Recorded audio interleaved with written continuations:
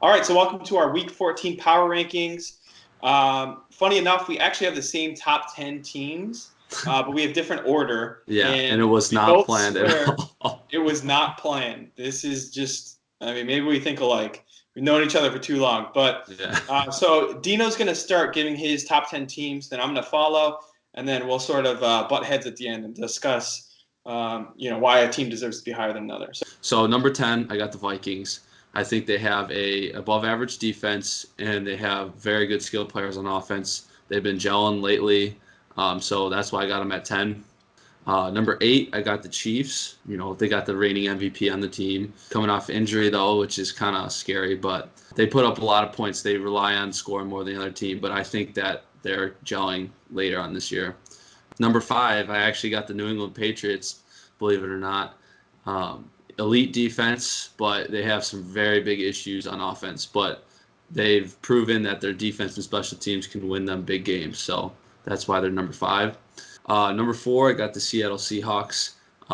Russell Wilson has been, winning big, huge games. They're on a roll. Number 3, New Orleans Saints. Again, Drew Brees, winning big games. And number 2, I have San Francisco 49ers. Just watching that game against the Ravens, their defense is elite level, Super Bowl level. And number 1, I have Baltimore Ravens. Their offense is one of the most unique and unstoppable things in the NFL, and they have an MVP leader as quarterback. So you can't go wrong with the Ravens at number 1. So starting off with number 10, I got the Chiefs. I do think Mahomes will put it together the second half of the season. I don't think he's had the MVP season that he had last year, but their defense scares me, which is probably why I have him at 10. And then moving on to number 8, the Texans, coming off a big win against New England. I love Deshaun Watson. I love DeAndre Hopkins. I think they have a lot of skill players that can put it together. They've been running the ball, I think, more effectively this year than they ever have. And their defense is there's some holes, but I think they're a pretty sturdy defense. Number 7, I have the Buffalo Bills. That defense is going to hold them in the whole year, I think. And it'll be up to Josh to, move up this ranking. But we'll see this week against the Ravens. If they put a good enough fight up, I think that they could move up in my rankings. However, if they get blown out, I could easily see them drop out of the top 10. Moving on to number 2, I got the Seahawks. I do think they are the second best team in this league. They beat the 49ers head-to-head, and I just love the way Russell Wilson is playing this year. I think between him and Lamar, it's a toss-up between MVP. But in this case, I would have to give it to my number 1 team, Lamar and the Ravens. Just for Lamar alone, I think the Ravens are simply the best team in the league. Yeah. Someone really sticks it to them. They're on an 8-game win streak, so it's hard to say they're not the number 1 team. All right, so we've had a look at both of our power rankings. Like I said, we both have the same 10 teams, different orders.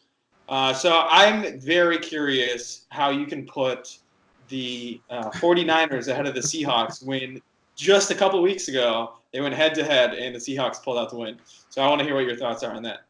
That's a great question, but I have a great answer. 49ers should have won the game against the Ravens. I mean, it was actually really a toss-up, but they probably should have won the game. And realistically, they have one of the most elite defenses in the NFL right now. They're striking on all cylinders on defense. A little worried about the Richard Sherman injury, but the Seahawks also don't have as deep of a defense as the 49ers do, and that's the only thing that really kind of deters me from that. Just because we all know defense wins championships in this league, especially alluding to the Super Bowl last year, how low scoring it was. It's not like I don't love the Seahawks. I've bet the Seahawks every year or every game this year, and they're clutch. But I think the 49ers should just have a better overall team, in my opinion. And that's fair. I don't disagree with you putting them at number 2, though. I can definitely see that. Yeah, we do literally have the exact same top 4 teams. Just in different order. So, yeah, I think that's fair. I think the Seahawks, I guess when I was making this, I think Russell Wilson moves the Seahawks up more than the 49ers defense does, if that makes sense. Yeah. I think Russell Wilson means more to the Seahawks than the 49ers do to their You defense. you could put more stock in a quarterback than you can with a defense. Right. This season, I think he's playing some of his best football yet. And he, like you said, he's so clutch. He keeps you in every game. The Seahawks are never going to get blown out. So I really like where he's at. Yeah, so that brings me into my next question, Trent. Before I ask the question, though, has anyone ever told you kind of look like Matt LaFleur? Wow, I'll take that. I would say he's an upgrade over me. He's a much more handsome me. Yeah, I'm just kidding. I'll take that. In all seriousness, though, you have the Packers above the Patriots. I'm just, curious why you have them so high up there. So think about it like this. If they were to play head-to-head right now, after watching that Patriots versus Texans game, where the Patriots could not move the ball, save their life until, garbage time, wouldn't you pick the Packers over the Patriots? Well, if you watch the Green Bay Packers versus the 49ers, you would say, how would the Green Bay Packers score against the Patriots defense? That's fair, but yeah. Yeah, that's fair. I would take Aaron Rodgers in their offense over Tom Brady in their offense right now, hands down. And I mean, the Packers defense has been playing a lot better than last year, a lot better than they've honestly ever been. They got a lot of good key parts now. Yeah, I mean the Smith brothers on the outside, they're killing it. They're getting after the quarterback. But yeah, I mean, you bring up a good point. That Patriots defense is legit. However, I was just watching that Patriots Texans game, and maybe I'm just short-minded here, but I would think the Packers would win. I'd say probably 7 out of 10 times. If they okay, I take that and note it, but you got to think about this though. What do you trust more, the relationship between Matt LaFleur and Aaron Rodgers as first year and a guy who's controversial, or Tom Brady, Bill Belichick, Josh McDaniels, that core group of guys who's been together for I don't know how many years, but I mean I know for a fact that I bet money on them over Matt LaFleur and Aaron Rodgers, in the postseason, especially Matt LaFleur, his first year. I mean, he doesn't really have any head coaching experience, and he's got such a dynamic quarterback that it's almost tough to tell him what to do. But sometimes you gotta, make those calls. But I trust the system that the Patriots have, at least to make it to like the AFC Championship game. Yeah, I mean, you got me there. I don't know. I probably would take Belichick and Brady and McDaniels.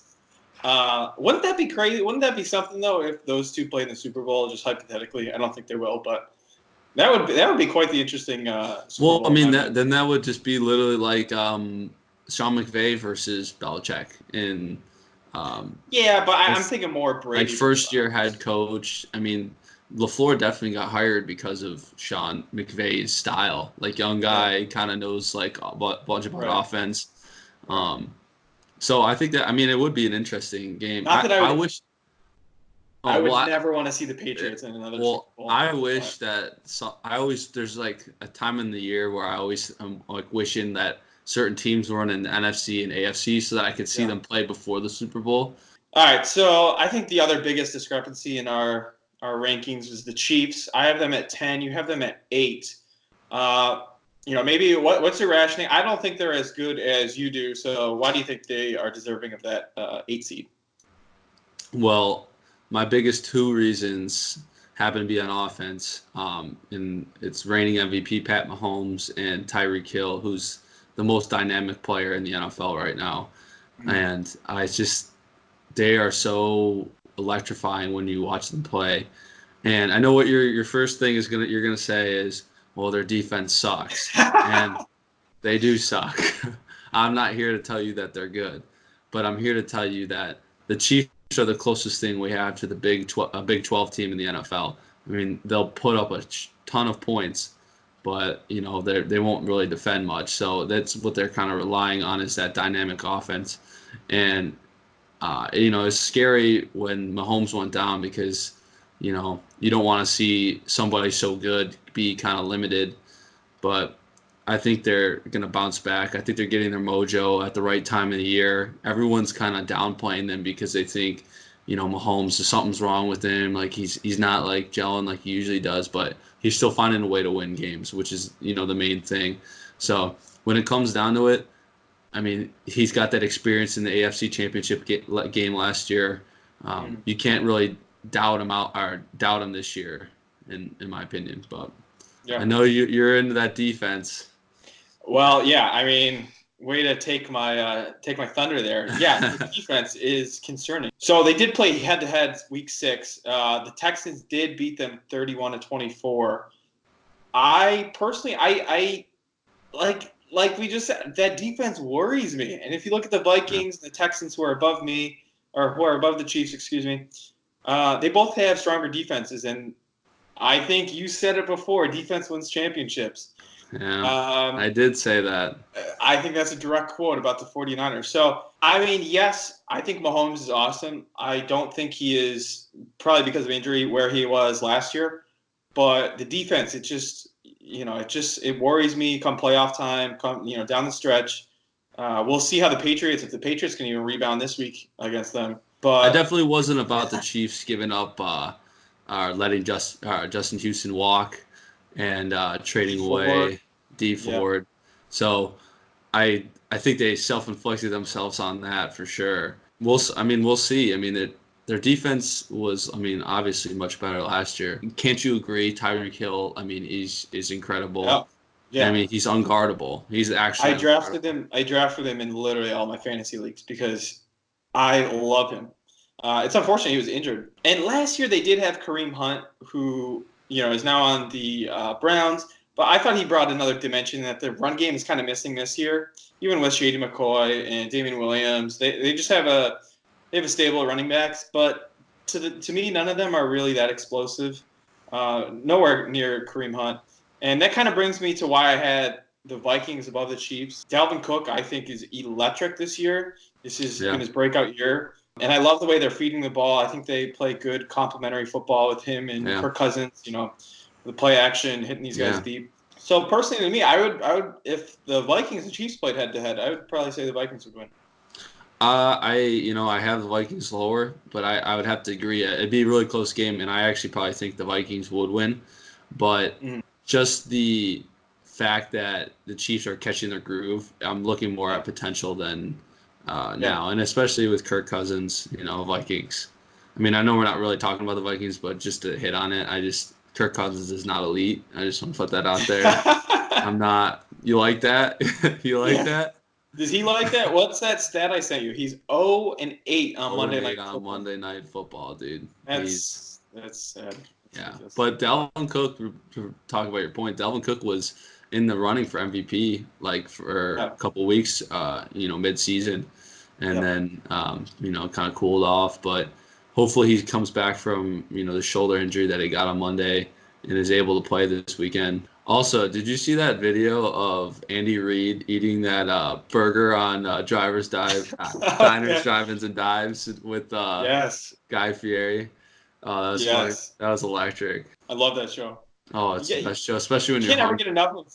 Yeah, you can't get enough Guy Fieri, and then you throw in Andy Reid in there. Yeah. I mean, that, like you said, that's electric. And also it's kind of weird because Guy Fieri is like a huge Oakland Raiders fan, I'm pretty sure. And it was after the Chiefs just absolutely rocked the Oakland Raiders that the episode came out, so it's kind of funny. That.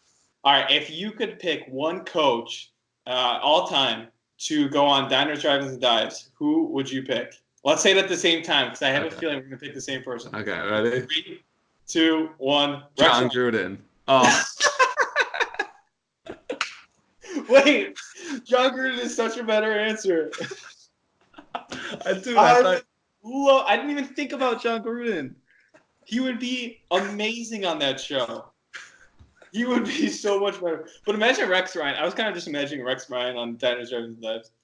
Honestly, I totally take that back. I couldn't get my mind off of Rex Ryan, so you're totally right, though. John Gruden on Triple D would be amazing. Oh, yeah. That was awesome. A little tangent there to cap off our Power Rankings show. But, Yeah, you're totally right. John Gruden would be the perfect Triple D Oh guest. yeah. Oh yeah. He'd be electric. He would be electric. We'll see you next week for the next Power Ranking show, but also check out our other videos where we recap, preview, and talk about all things football. Be sure to subscribe and like our page, as well as head to our social media and be sure to follow those as well. Thank you for watching. We'll see you next time.